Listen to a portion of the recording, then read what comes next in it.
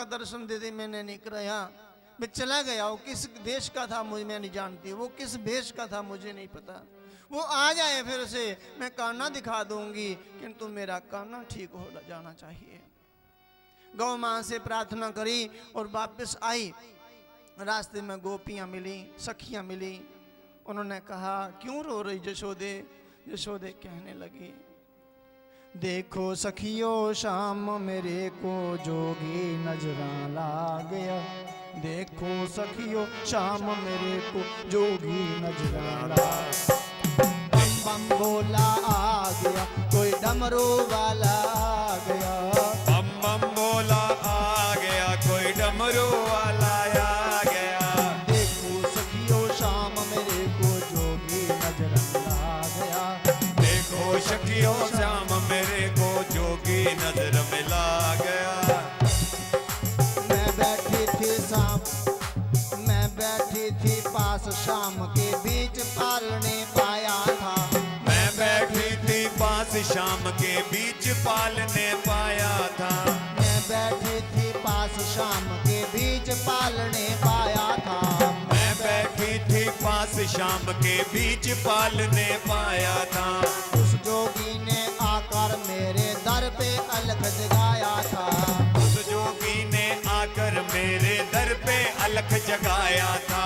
उस जोगी ने आकर मेरे दर पे अलख जगाया था। उस जोगी ने आकर मेरे दर पे अलख जगाया था। पता नहीं ओ नागा वाला क्या क्या जादू ला गया। पता नहीं वो नागा वाला कैसा जादू ला गया। पता नहीं ओ नागा वाला कैसा जादू ला गया। पता नहीं वो नागा वाला कैसा जादू ला गया। बम बम बोला आ गया, ओ नागा वाला आ गया। बम बम बोला आ गया, वो नागा वाला आ गया। ओ नागा वाला आ गया, ओ डमरू वाला आ गया। वो नागों वाला आ गया, वो डमरू वाला आ गया। देखो सखियों शाम मेरे को जोगी नजरा ला गया। देखो सखियों शाम मेरे को जोगी नजरा ला गया।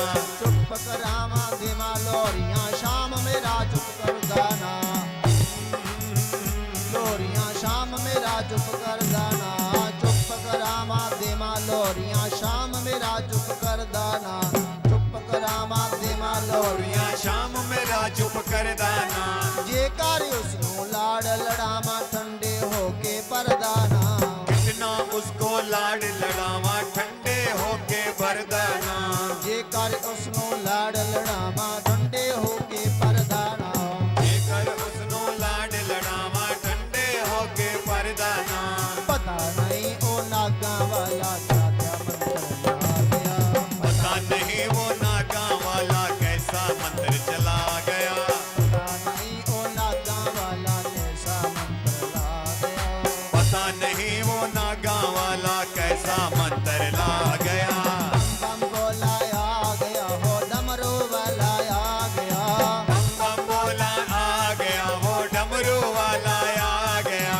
देखो सखियों शाम मेरे को जोगी नजरा ला गया। देखो सखियों शाम मेरे को जोगी नजरा ला गया। देखो सखियों शाम मेरे को जोगी नजरा ला गया। देखो सखियों शाम मेरे को जोगी नजरा ला गया। मैया गौ माँ को बताती, सखियों को सुनाती। उधर भगवान के मन में विचार आया, अब मैया को पश्चाताप हो गया। भगवान ने शिव से कहा, भोलेनाथ कृपा कीजिए, आइए। अब ये मौका बहुत अच्छा है, अवसर बहुत अच्छा है। भगवान शंकर आए। अलक्ष्ण रंजन भवती भिक्षाम देहि। मैया फिर से थाल ले आई हीरे मोतियों का। अरे मैया मुझे हीरे नहीं चाहिए, अपने कान्हा का दर्शन करा दे। तब मैया रोते हुए कन्हैया को लेके आई। जैसे ही भगवान शिव और कृष्ण की मुलाकात हुई, अर्थात नटवर और नटराज की मुलाकात हो रही है। आकाश में देवता लोग इस छवि को देखने के लिए लालायित हैं। नटवर अर्थात कृष्ण, नटवर कृष्ण नटराज शिव, नटवर और नटराज की मुलाकात हुई। जैसे ही भगवान शिव ने कृष्ण को देखा तो शिव देखते ही रह गए, आंखों में बाढ़ आ गई, गंगा जमुना बहने लगी, प्रेम विवल हो गए और दीवाने भगवान भोलेनाथ मैया की भी प्रदक्षिणाएं करने लगे और प्रेम मुग्ध होकर कृष्ण के गीत गाते हुए अब जाने लगे। मैया पूछती कान्हा सच बता तू कौन है? अरे जिसके भगवान शिव भी भक्त बने, हे भगवान कौन है? मैया को पता नहीं चलता। मैया कहती मैं ब्रज की भोली वाली गोपी हूं। हे कान्हा मुझे भी बता तू कौन है, मेरे से पर्दा क्यों? मुझे पता नहीं चलता अब कौन हो। संकट चतुर्थी का दिन था। मैया ने कहा चलो आज गणेश पूजन करते हैं कन्हैया। गोबर का गणेश बनाया, गौ माता के गोबर को गणेश का रूप दिया, पूजन करने लगी। कन्हैया साथ लेकर गई। षोडशोपचार विधि से पूजन हुआ। पाद अर्घ आचमन स्नान वस्त्र उपवस्त्र यज्ञोपवीत तिलक अक्षत पुष्प और सुगंधित तेल दुर्वा और धूप ज्योति दिखाकर अब नैवेद्य लगाना था तो घंटी की याद आई। अरे कान्हा मैं घंटी लाना भूल गई, घंटी के बिना भोग नहीं लगता। मैं घर जाती हूं। यूं गई और यूं आई घंटी लेके। तब तक आप एक मंत्र का जाप करो। ओम श्री गण गणपते नमः। ओम श्री गण गणपते नमः। इस मंत्र का जाप करते रहो। मैं गई और आई। मैया चली गई और ग्वाल सखा आ गए। अरे कान्हा ये क्या जप रहे हो आप? ये किनका नाम जप रहे हो? गण गणपते नमः। ये कौन है गणपते? भगवान कृष्ण ने कहा मुझे नहीं मालूम ये कौन है। मैया कहकर गई कि इनका मंत्र जपो। अच्छा ये थाल में क्या रखा है ढक कर? ऊपर वस्त्र उड़ाया है, इसमें क्या रखा है? पता नहीं मेरे को। खोल के देखो ना कान्हा। अरे क्यों, क्या आवश्यकता है, क्या जरूरत है? नहीं देखो इसको देखो। बार बार कहा तो भगवान ने जैसे ही कपड़ा हटाया, वस्त्र हटाया तो बीच में बड़े बड़े मोटे मोटे लड्डू। अब सारे ग्वाले कान्हा लड्डू दे दो। अरे अभी लड्डू नहीं मिलेंगे, पहले भोग लगेगा गणपति को। नहीं हमें भूख लगी बड़े जोर की, एक लड्डू दे दे, एक लड्डू दे दे। नहीं किसी को मिला लड्डू। बालक चले गए और एक कमजोर बालक को आगे करके लाए। एक कमजोर दुबला पतला था। वैसे लगता है ऐसा है इसने कई दिनों से भोजन ही नहीं किया। मेरे को भी जहाँ एक दो कन्या मिली, छोटी छोटी बच्चियां, दो कोई लाया और वो बच्ची ऐसे लगती है इसको कुछ खिलाया ही नहीं है, कमजोर इतने। उस बालक को लाए कान्हा, इसने कई दिनों से कुछ खाया नहीं है, ये ऐसे भी मर जाएगा। यदि लड्डू दे दिया तो हो सकता है बच जाए। लड्डू दे दो, इसको दे दो, हमें रहने दो। भगवान ने उसको एक लड्डू दिया, उसने तुरंत खाया। अब सब कहने लगे अब झूठा हो गया, हमें भी दे दो, हमें भी दे दो। भगवान लड्डू बांटने लगे। सबको लड्डू बांट कर देखा तो थाल में एक लड्डू बचा था। भगवान ने देखा भूख तो मुझे भी लगी हुई है, मुझे भी भूख लगी, ये वाला लड्डू मैं खा लेता हूँ। भगवान ने लड्डू खाया और मुख साफ किया और ग्वाल सखाओं को कहा एक पत्थर उठाओ बड़ा सा, इसमें रखो और ढक दो इसको और भागो, आप मैया आने वाली है। अब मैं जानू मेरी मैया जाने, आप भाग जाओ। ग्वाल सखा भाग गए। मैया ने आकर मंत्र बोला, भोग लगाया। गणपति को जैसे ही वस्त्र उठाया देखा बहुत बड़ा पत्थर। अरे कान्हा लड्डू कहाँ गए? भैया मुझे मालूम नहीं, मैं तो गण गणपति नमः जप रहा था। अरे सच बता लड्डू कहाँ गए? नहीं भैया मुझे नहीं मालूम। मैया को क्रोध था, क्रोध में 2-3 थप्पड़ भगवान के गाल पे जड़ दिए, मार दिए। भगवान की आंखों में आंसू आ गए। भगवान गणेश जी से रहा नहीं गया। उस गोबर की मूर्ति में से भगवान गणेश प्रकट हो गए। मैया का हाथ पकड़ लिया। मैया बस कर, ये सभी लड्डू मैंने खाए, इसको मत मारो। ये लड्डू सभी मैंने खाए, इनको मत मारो। प्रथम पूजियो नाम प्रभाऊ, इनका नाम जपने से मेरी सर्वप्रथम पूजा होती। मैया इनको मत मारो, मेरे सामने मत मारो। मैया की आंखों में आंसू बहने लगे। जिनके गणेश भी नाम जपते वे कौन है? अरे कान्हा मुझे क्षमा कर दे, तू कौन है? मैया को पता नहीं चलता ये कौन है। ऐसी बाल लीलाएं भगवान करते, माखन चोरी की लीला करते। सर्वप्रथम उन्होंने अपने घर में चोरी शुरू करी है। जैसे ही चोरी करने लगे मैया ने देख लिया। अरे कान्हा तू चोर है? नहीं मैया मैं चोर नहीं हूं। मेरी कलाई में जो आपने कंगन बांध रखा है, ये जितना चमकता है उतना ही ये गर्म भी होता है। वैद्य लोग कहते हैं माखन की तस्वीर ठंडी होती है, तो कलाई को ठंडक पहुंचाने के लिए मटकी में हाथ डाला था मैंने। अच्छा, कलाई में बहुत गर्मी लग रही थी। तेरे होठों पे भी माखन लगा हुआ है, जहां कैसे पहुंचा? अरे मैया बड़ी बोली मैया मेरी। एक चुंटी, एक मकड़ी मेरी भुजा पे आ गई और चलती जल्दी मेरे मुखड़े में घुसने लगी और माखने वाले हाथ से मैंने उसको झाड़ दिया। थोड़ा सा माखन यहाँ लग गया मैया। अच्छा मेरे कान्हा, वाह मेरे कान्हा, वाह मेरे कान्हा। मैया ने उठाया, हृदय से लगाया। वाह। एक दिन मैया घर से चली गई, कहीं जाती नहीं है। बच्चों की बड़ी रक्षा होती है, छोटे बच्चे की बड़ी रक्षा करनी पड़ती। कहीं गिर जाएं, कहीं कुछ खा लें, कुछ छोटा बच्चा है, अबोध है, जाती नहीं। एक बार कहीं चली गई तो भगवान ने कहा आज माखन कैसे खाया जाए। मटकी में ही बैठ गए, माखन वाली मटकी के बीच बैठ गए। पूरे शरीर में माखन ही माखन। इतनी देर में मैया आ गई। कान्हा मेरे कान्हा, अरे कान्हा। कान्हा ने सुन लिया मेरी मैया आ गई, मोरी मैया आ गई। अब कैसे भागूं, कहाँ जाऊं, इतनी जल्दी नहाऊं, कैसे स्नान करूं?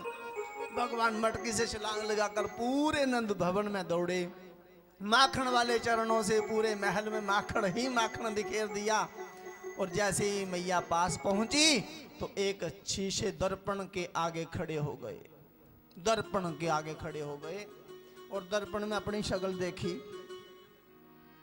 ये तो मैं है ही नहीं, ये कोई और है। जैसे ही मैया पास में आई तो दर्पण को कहने लगे, अरे ओ भाई तूने हमारे घर आकर मक्खन चोरी किया और जो बचा था मेरे शरीर को मल दिया। मैया ने कहा वाह रे वाह कान्हा, वाह रे वाह कान्हा, ये दर्पण वाला कोई दूसरा थोड़ी है, ये मेरा ही कान्हा है। किंतु ये बातें बनाना किसने सिखाया मेरे कान्हा को? माखन वाले कृष्ण कन्हैया को उठाकर हृदय से मैया लगा लेती और भगवान कहते अब मैं पक्का चोर बनूंगा। मैया ने मुझे अब नहीं डांट दिया, मुझे डांटा नहीं, मुझे झिड़क नहीं दी। अब मैं पक्का चोर बनूंगा। अब घर घर माखन चोरी करते भगवान। ब्रज की गोपियां भगवान की माखन चोरी देखते हैं और अपने नेत्रों को सफल मानती हैं। धीरे धीरे से देखती कृष्ण कैसे चोरी करते, अपने सखाओं को लेकर थोड़े नीचे होकर ऐसे आ जाओ घर में कोई नहीं है, कोई नहीं है। घर के सब घर में ही होते और देखते हैं कान्हा चोरी कैसे करता और उनको आनंद मिलता, हमारे घर भी कान्हा चोरी करने आए, हमारे घर भी चोरी करने आए, इसी बहाने हमारा घर पावन करे। एक गोपी ने भगवान को पकड़ लिया। अरे कान्हा तेरी मैया नहीं मानती थी कि चोर नहीं मेरा बालक, आज तो मैं रंगे हाथे पकड़ लाई, अब बता क्या करूं? अरे गोपी तेरी इच्छा, जो करना कर, चल तेरे घर में तुझे लेकर चलती हूं। ब्रज का रिवाज है घूंघट का, इधर नहीं करते घूंघट, अपने चादर से सिर को ढक लेना। घूंघट निकालकर भगवान को पकड़ लिया कलाई से बाजार से होते हुए जा रही है। उसी गोपी का जो पुत्र है भगवान का पक्का सखा, बाल सखा, उसने दूर से पूछा, कहा भगवान, बोलना मत, पर पास आकर उसने पूछा, कान्हा कहां जा रहे हो? कान्हा ने कहा, क्या कहूं सखा, मेरी मैया मुझे इतना माखन खिलाती, मेरा खाने का तो मन ही नहीं होता, किंतु ये ब्रज की गोपी, ये नहीं कहा तेरी ही माँ है, ये नहीं कहा, ये ब्रज की गोपी कहती, चल हलवाई की दुकान पे तुझे मैं रसगुल्ले रबड़ी खिलाऊंगी, श्रीखंड खिलाऊंगी, मेरा जी नहीं है, मेरा मन नहीं है। अरे कहना तेरा मन नहीं तो मेरा मन बहुत है, आज ये अवसर मुझे दे देना। भगवान ने कहा, अच्छा खाएगा रसगुल्ले? हाँ हाँ मैं खाऊंगा। ठीक है, चुप चुप।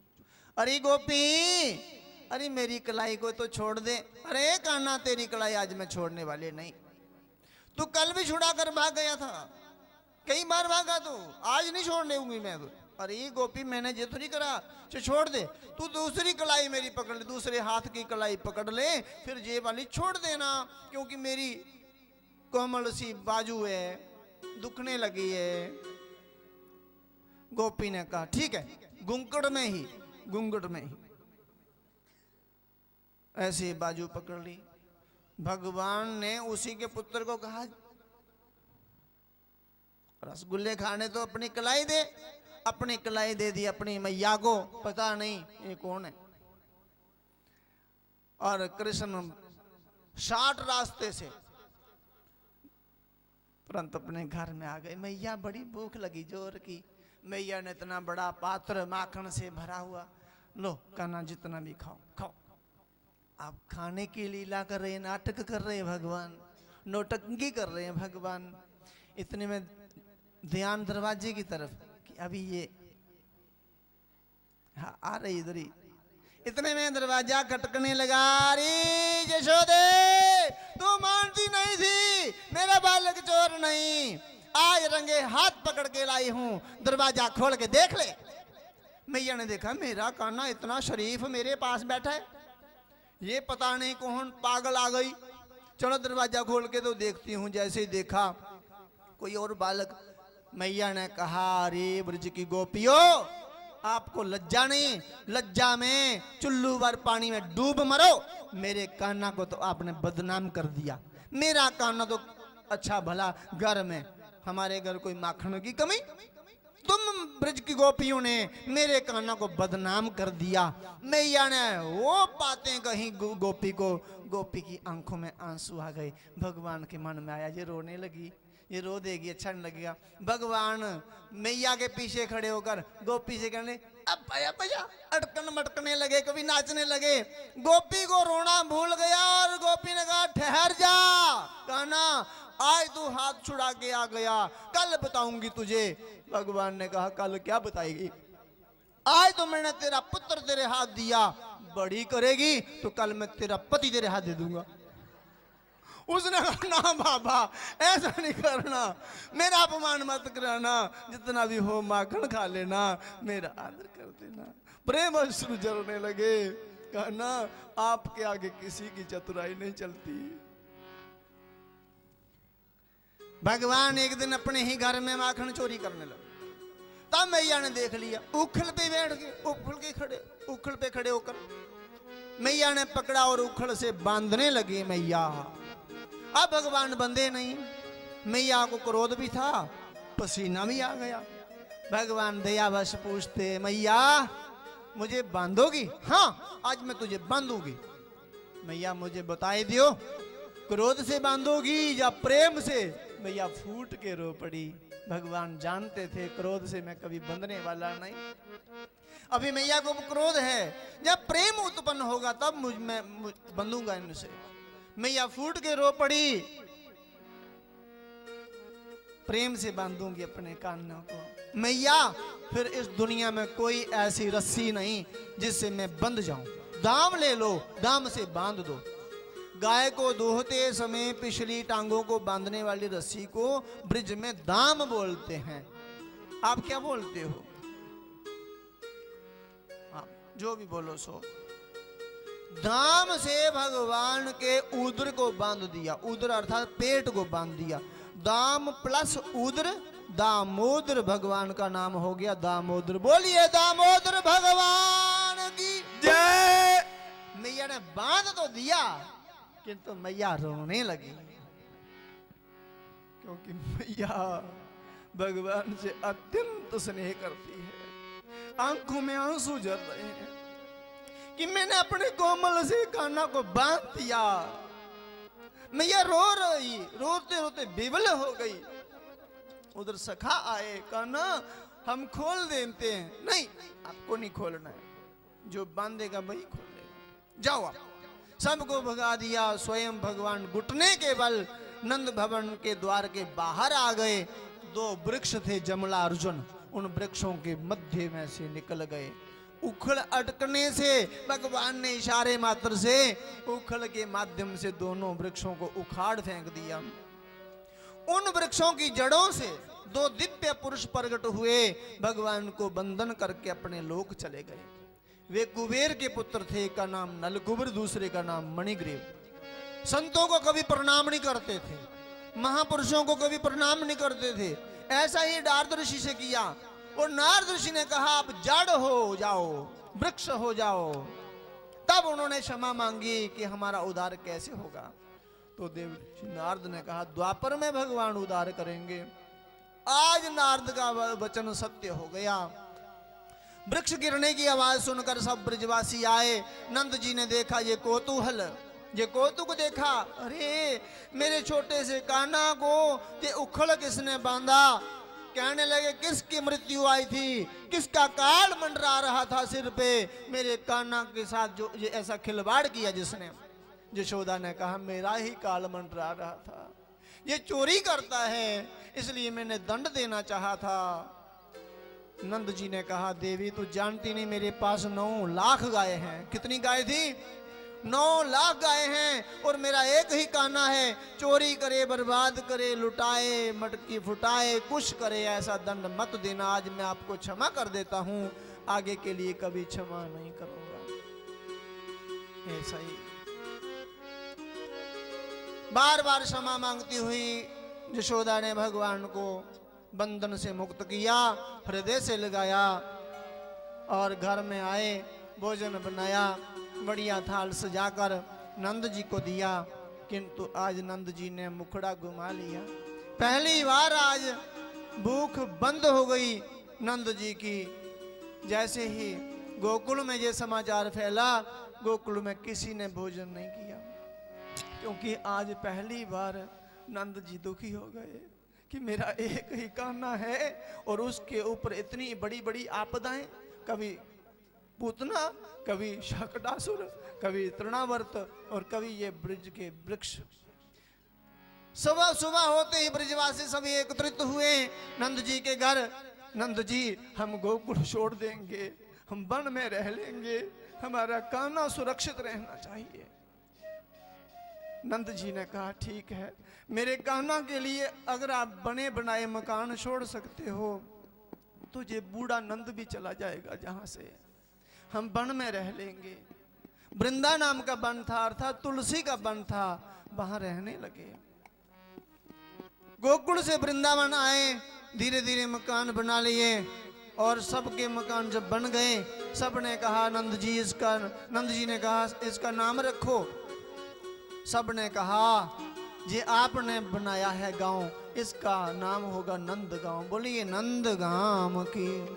गोकुल से नंद गांव बहुत दूर है, 40-50 किलोमीटर दूर। अच्छा। आप जहां रहने लगे भगवान।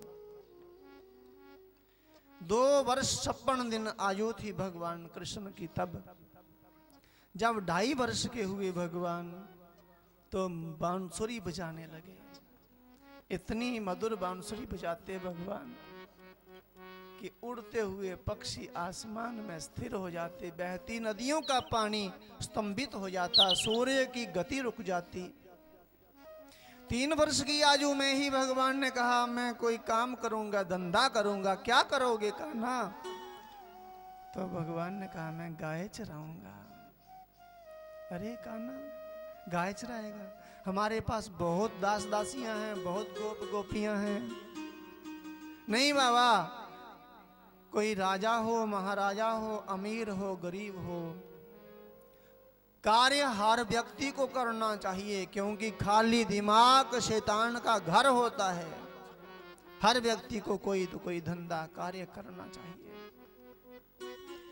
आज नंद जी ने कहा ठीक है कान्हा, आप गाय नहीं चराएंगे, आप छोटी छोटी बछड़ी और बछड़ों को चराएंगे। तभी तो गाने वाले ने लिखा, छोटी छोटी गैया छोटे छोटे ग्वाल, छोटों से मेरो मदन गोपाल, आगे आगे गैया पीछे पीछे ग्वाल, बीच में मेरो मदन गोपाल, छोटी छोटी गैया छोटे छोटे ग्वाल, छोटों से मेरो मदन गोपाल।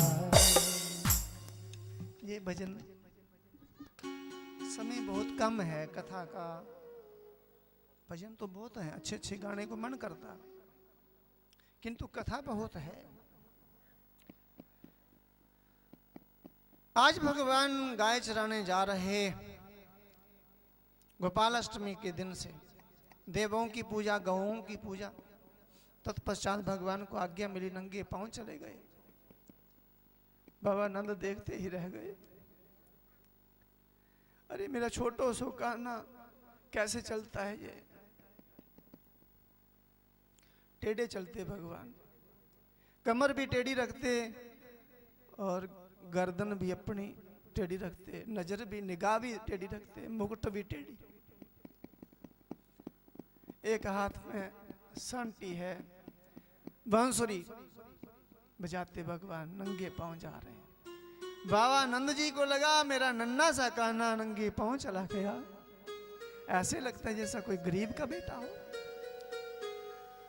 पुकारा कान्हा कान्हा, भगवान रुके नहीं, दौड़ते हुए बाबा नंद पास आए। कान्हा जूता पहनो। नहीं बाबा जूता नहीं पहनूंगा मैं, गाय मां है। जा तो सभी गायों के लिए जूते बनवाओ, मैं पहनूंगा, अन्यथा मैं गाय के सेवा में, गाय की सेवा में जूता नहीं पहनूंगा बाबा। बाबा वापिस आ गए। भगवान कृष्ण जी ने जूता त्याग कर दिया। जूता ही नहीं, भगवान ने 8 वस्तुओं का त्याग किया। सिला हुआ वस्त्र नहीं, केस नहीं कटवाए, विद्याध्ययन नहीं किया, भगवान ने शस्त्र धारण नहीं किया।